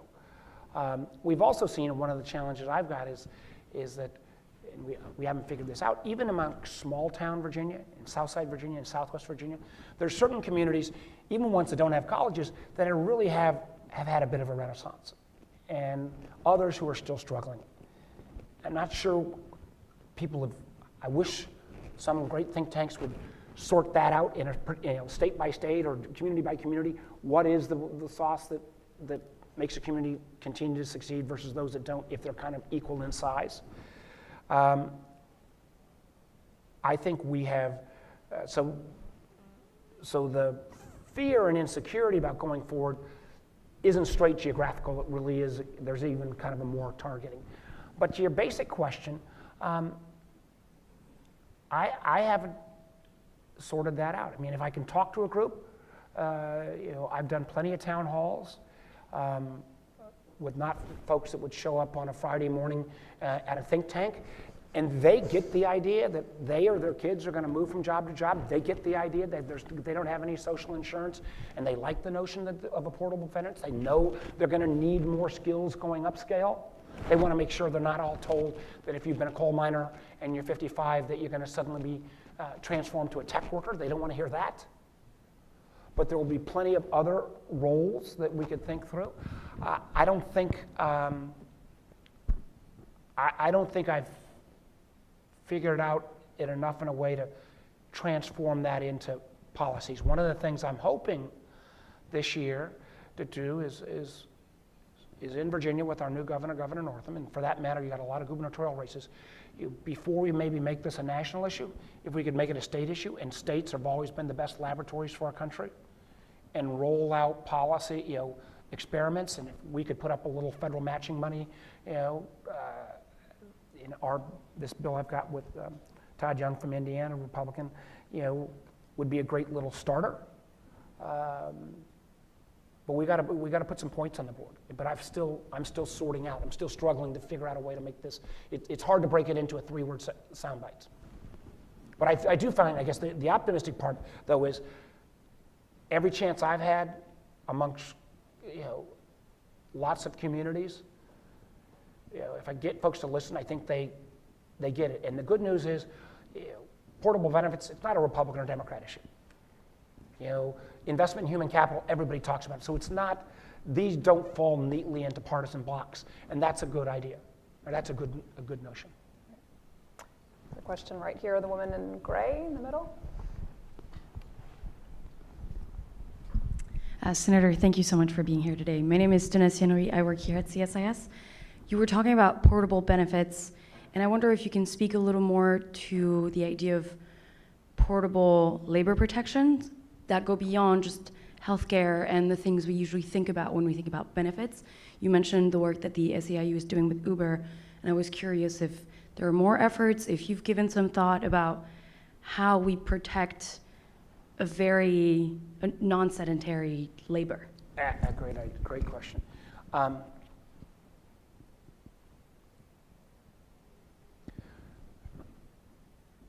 In the world of digital, everything you say can and will be used against you. So I'm trying to think to a degree. I think there is a growing debate inside labor, you know, with some of the traditional old labor saying we need to try to force everyone back into a W-2 full-time traditional job role and make this a labor classification battle. I think newer labor, SEIU, but more like Domestic Workers Alliance and a whole series of new organizations that didn't even exist 10 or 15 years ago, are more forward-leaning and saying, we're not going to be able to put the genie back in the bottle. People are going to move from job to job, so let's see if we can create portability.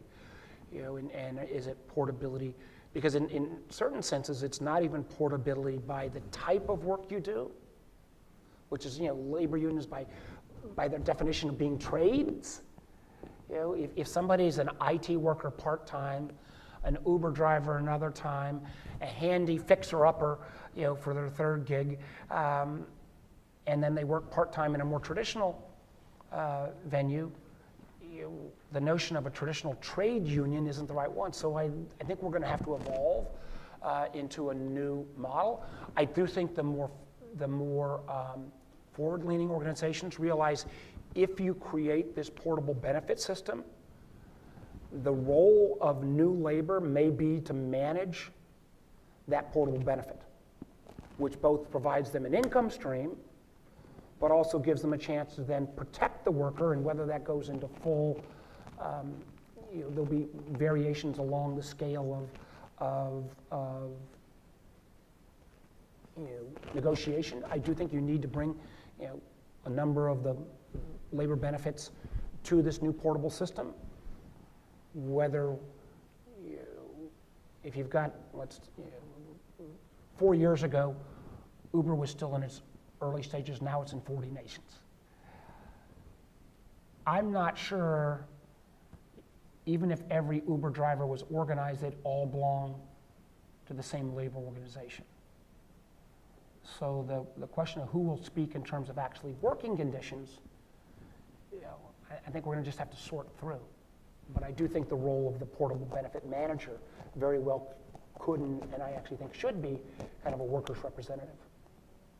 Makes sense? I mean, so I think still think we're early. But I would urge, I worry for, you know, a lot of groups that I've worked with for a long time and been very supportive of. I don't think they should get rid of their traditional role protecting somebody who's a traditional long-term W-2 worker, but both the ability to do flexibility, the ability of both economic necessity and, frankly, worker choice to be able to work on their own schedule a little bit more. It just, we're going to drive more and more into this flexible workforce. There's a gentleman near the Good thing cameras is, back there. not a lot of people, but a lot of interest, so I like that. It's no, we could keep this going on for a few hours, but we've got about 7 minutes of the senator's time. Okay, thank you. It's a great talk, and my name is Magdi Amin. I work at IFC, part of the World Bank Group, and I'm also a Virginian. Given the large tech community in Virginia, and given the nature of the issue that we're talking about, do you see potential partnerships with the industry being part of the solution, given that you talked about portable benefits and their ability to manage and understand risk, also obviously part of the potential future workforce? I like the idea of Virginia as a laboratory, but also maybe a partnership including the industry and how you're thinking about that. Great question. A lot of the benefits piece outside of health and retirement, which has been more federal, but a lot of the benefits piece, unemployment, workman's comp, disability, those are all state administered programs. So the ability to try something is actually easier at the state. Now you sometimes have a federal labor laws that overlay that. So, I do think you'll have flexibility with the Trump administration granting some waivers. And this is where you're going to have to build some trust. So that a waiver doesn't mean just we're going to cut out a worker's benefits. But I do think we're going to partnering with the tech community is where I'd hope to move into, and I've been talking to the governor about this, because there are a lot of contract and part-time and consulting tech workers in Northern Virginia that don't have any of this social insurance, and that, since it's non-labor organized group already, would be a great place, I think to start. One of the other areas that I think probably was touched on the earlier panel was one of the areas that's particularly ripe for reform and experimentation is unemployment, and how you can move more unemployment into a more flexible benefit that could also be used for training, that might be able to be used for relocation, rather than simply a stipend until you find new work. Because the idea that you're going to simply find new work in your old career probably isn't always going to be the case going forward. But I got more to come, hopefully within a couple months with NVTC and others in this area. Woman in the yellow sweater right there. Hi, good morning. My name is Nicole Golden. I'm a senior associate here at CSIS and consultant with the bank and others. Thank you, Senator, for your wonderful remarks. I particularly appreciated the comment about the conundrum between past and future. And as you alluded to in your earlier comments, I think it's also an issue between present and future in terms of how do we prioritize and think about the immediate situation of displaced workers, but also think forward to current training and education. But my question is actually about this issue. How do we elevate this conversation and this issue? And I'm curious, since we are here at CSIS, your thoughts on how do we frame and how do you think about this issue of future of work and workforce as a national security issue? Again, very good question. These are all great questions.